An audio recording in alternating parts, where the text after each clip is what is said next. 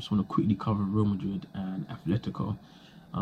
We start with Real Madrid. Now they're in a dire situation, dire spot. They've had a poor season. The word on the road is that they have 300 million euros to spend. That's their budget, 300 million euros.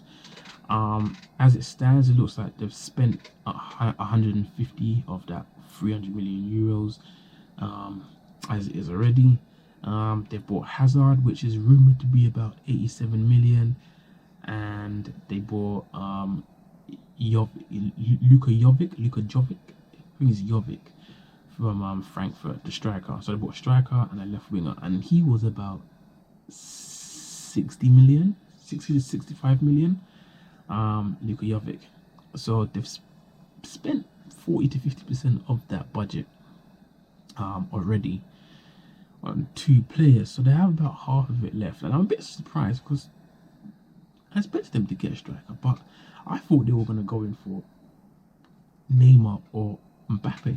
But as it stands, as it looks at it, you don't see any of them signing because Hazard plays on the left wing, so does Neymar, and Neymar can't really play any other position. That's his best position. You're not really going to put him anywhere else, and you're not really going to put Hazard anywhere else because a false 9 just doesn't really work for Hazard. So you can't sign 2 players of the highest quality fighting over one position. Like, you wouldn't sign 2 players for the same position. Like, that wouldn't make any sense. Neymar wouldn't now sign for Madrid saying, "Oh yeah, I'm not gonna be the main man." He just signed Hazard. What am I going there for?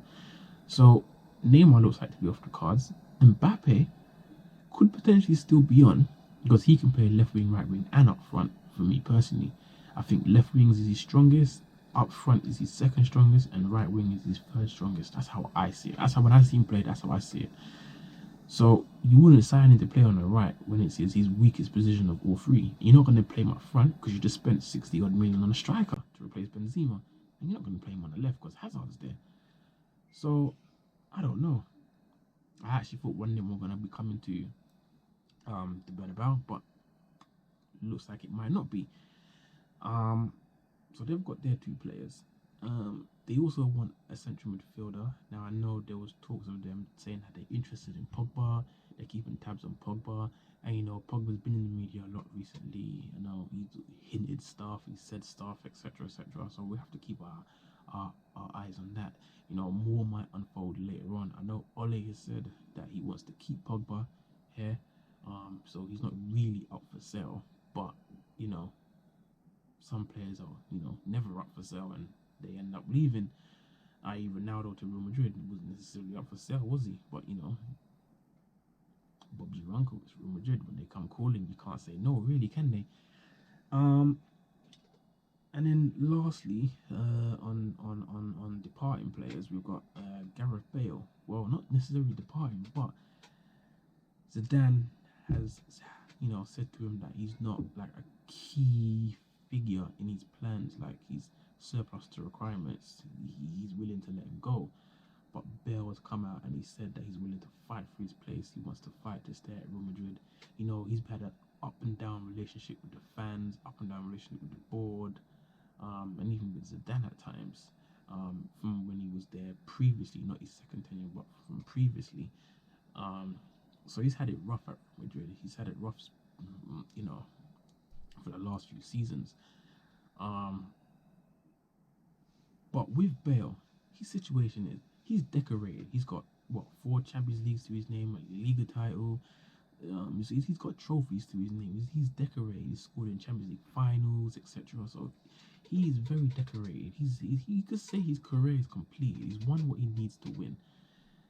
There's not much more for him to achieve. So to leave Real Madrid, you're not leaving to say, "Oh, I want to play football and win things," because he's won things. Or you don't want to leave and say, "I want to compete or, you know, try and win the Champions League," because one, he's won that, and there's really no better club to do it with than Real Madrid, because you know they're going to invest heavily. You know they're going to improve that squad.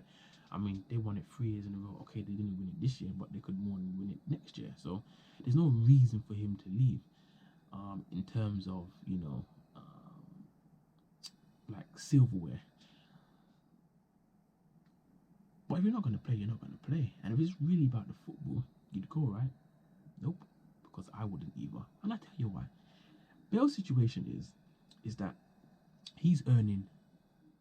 I looked into this. He's earning £600,000 a week. A week, literally, every fortnight he gets over £1 million. Every fortnight he gets over £1 million. Monthly paycheck comes in, almost 2.5 million gets sent to his bank account. Ask me this: are you leaving? There's someone out there that's paying you 2.5 million every month. You sit back, you look at your bank account. 2.5 million. His contract is worth nearly £35 million a year, and he has 3 years left on it. It's almost £110 million that his contract is worth. So if he sits on the bench and plays no football from now to the end of the season, my man's earned over 100 million. I mean, I wouldn't leave. He doesn't want me to leave. If you have to sit on the bench, so be it. He's won everything that he needs to win. And quite right, good for him that he says he's willing to fight for his place, because that's the best thing that you can do. Is honestly proving to yourself and proving to the fans and proving to the club that you're good enough. The best thing that you can do. And I say good on him. And another reason why he probably can't leave is because no one can afford his wages. No one can afford Gareth Bale. No one can afford to buy him. No one can afford to even pay, a smaller portion of what he's earning, like maybe 450. Like no one's going to really pay that much. So he's really kind of just stuck there. But there were a couple of rumours. There were a couple hints and suggestions that he could still possibly have a way out, and it's on loan. And the way this works is, it eases the wage bill of Real Madrid, but it's 50-50. So whoever loans him, and it was Inter Milan was one of the teams that was linked with him on loan. A couple of teams in Syria as well. I'm not quite sure who, but Inter Milan was the main one loaning him, and it would be 50% of his wages, so between £250,000 to £300,000 a week, and Real Madrid will cover the other 50%. And that would be a season-long loan. Could potentially be 2 season-long loan, but yeah, it would be a season-long loan, and that'd be a way out for Bale to 1, play football, 2, prove himself, so when he goes back, he's got something to show for it. He said, I've still got it. I'm still about. You don't need to sell me. You don't need to get rid of me. I'm willing to stay here and play for you. Look what I've done on loan. So it's an option for him to prove himself if he really wants to get back into that Real Madrid team, if there's no way of him playing under Zidane. The question that I want to pose is, just quickly, will Tottenham fans take him back? Now, I know before this was asked on our podcast, and we was all like, no. One, they can't afford him. They didn't even buy any players this year. When a whole year buying no players, just built a new stadium. They don't have 60 to 80, possibly even 90 million for Gareth Bale. They don't have that kind of money on one player. If they do, just their whole budget on one player. Then they don't even have his wages. So one, they can't afford Gareth Bale. So yeah, no, it's not gonna happen. But now there's an option to loan him. Say Spurs say, oh, come back Bale on loan. Yeah, pay 50% of his wages, chuck in 300k there. Boom, you got him for the loan. You haven't spent any money on him, just paying half of his wages. Would you take him back? Play him up there with Kane? Man, if I was a Spurs fan, I think I'd chomp off 2 hands to get that deal. And I know he's got his injury problems and stuff, and 300,000 is a lot on the wage bill for someone that, could potentially be quite unreliable, but of his talent and his ability, I'd turn the corners of the world to make that deal happen, man. If I was like a Tottenham board or manager or whatever, that is a fabulous deal. But that's it from Real Madrid. They've signed a striker, signed a left winger, looking for a centre mid. Talks about Pogba, talks about Bale possibly leaving on loan. And I think that they need. I think they need a centre midfielder and probably need a centre back. I know Varane's talking about he doesn't want to stay there for his whole career, but don't mind playing in the Prem, etc. He might even leave this summer. We don't know.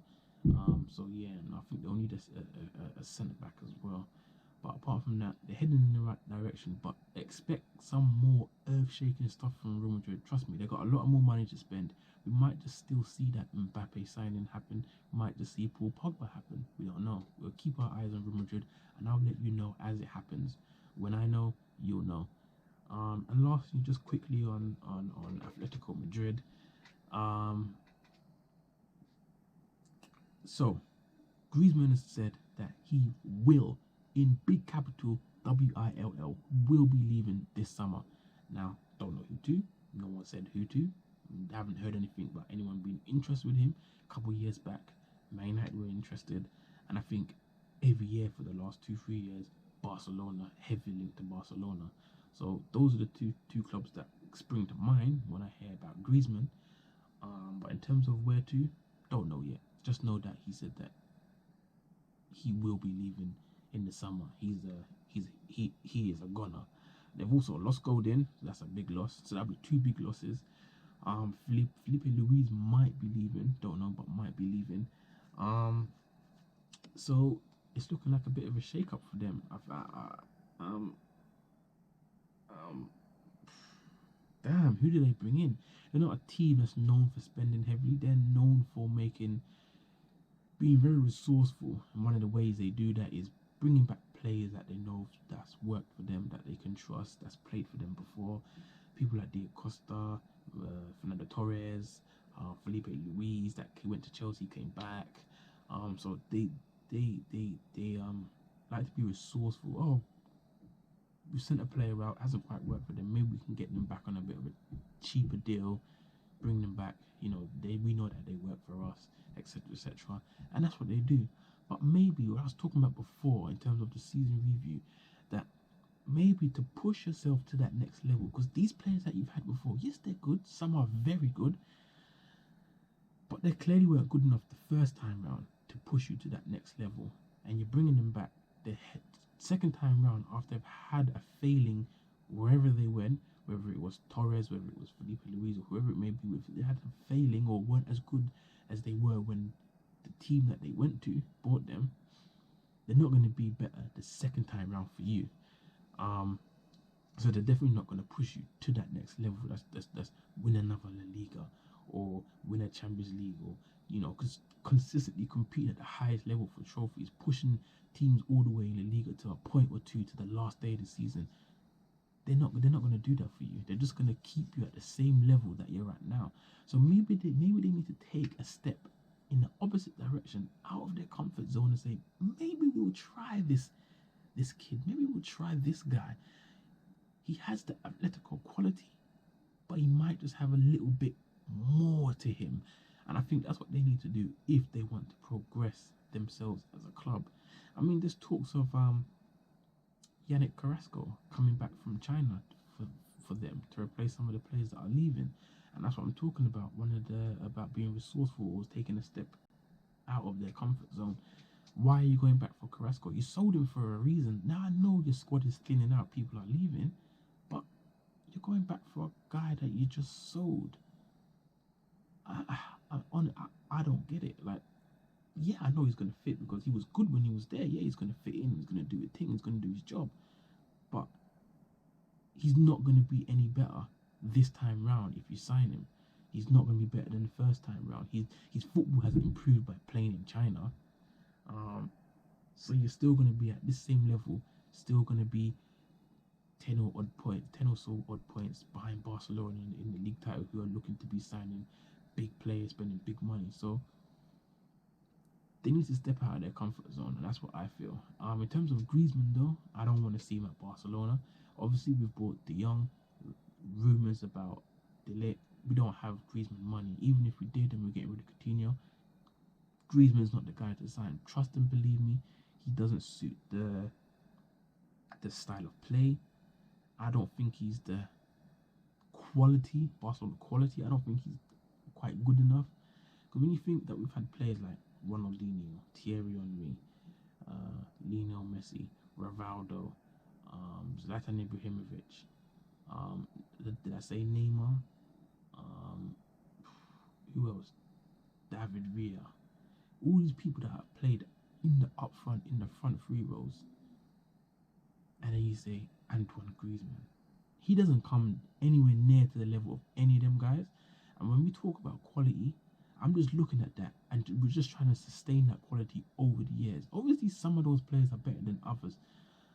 You know, when you compare Eto'o and Ibrahimovic, Villa, Henry, etc., some are going to be better than others, but they're all of the highest quality, and I don't think Griezmann is in that mold of players, and I don't think he ever will be. Hence why I don't think we should be buying him, because he's just not good enough. And that's pretty much it on the side of transfers. There's a lot happening in the Liga. There's a lot happening. There's going to be more to come. I mean, like I said, the season's not even done. We literally, today's Monday, the last day of the Liga was yesterday. So the Liga just done yesterday, and all of this is happening. Copa del Rey final ain't even played, and mans are making signings. It's all crazy, but I'm going to keep you posted, keep you updated. Let me know what you think. Spurs fan, will you take back Bale on loan if it costs you 300k a week? Is that an option for you?